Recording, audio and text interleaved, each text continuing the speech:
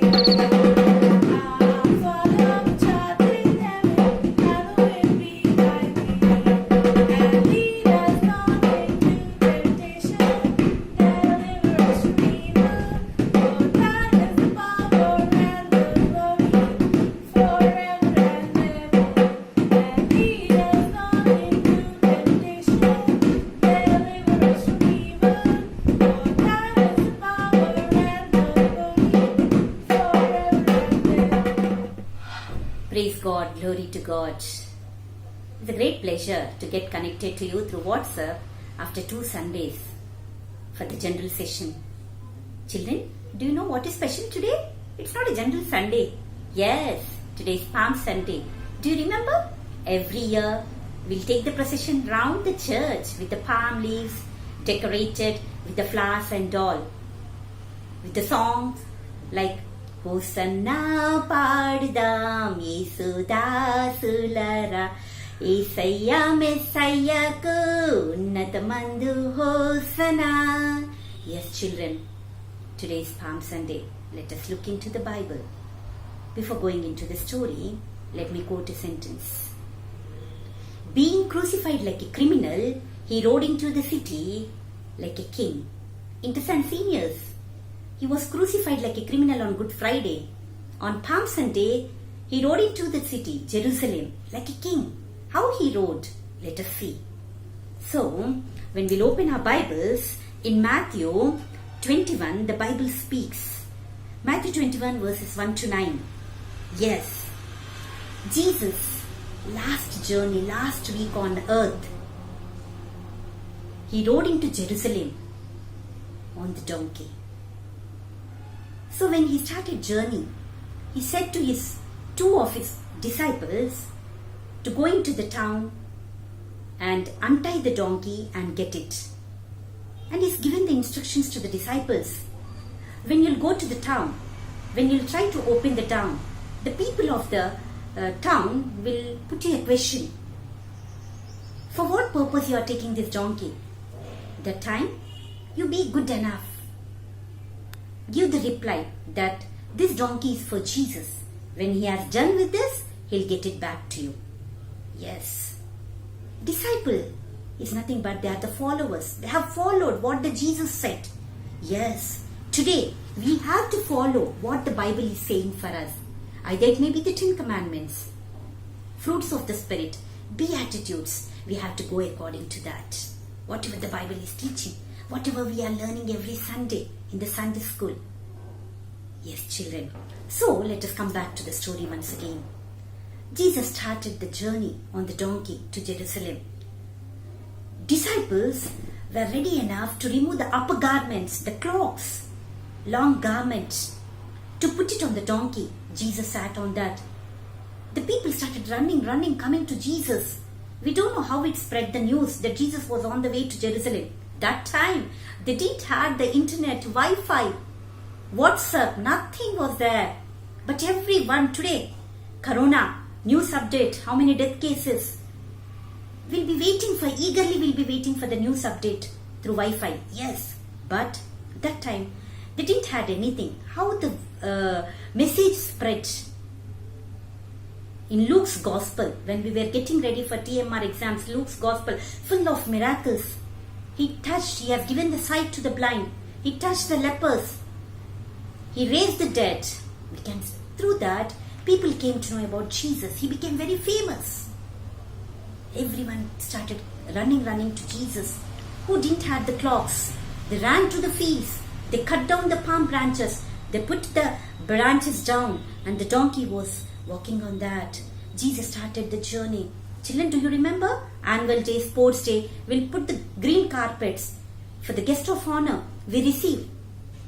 How? With the pom-poms, with the flower petals. In the same way, Jesus has been received today to Jerusalem with the praises. How they praised? Hosanna, Hosanna, behold, he is the one who is coming. Yes, they started shouting, Hosanna, Hosanna. Behold, he is the one who is going to come. Yes, children. And what the palm branches represents? The victory, the triumphal entry. What the donkey represents? It's a symbol for peace.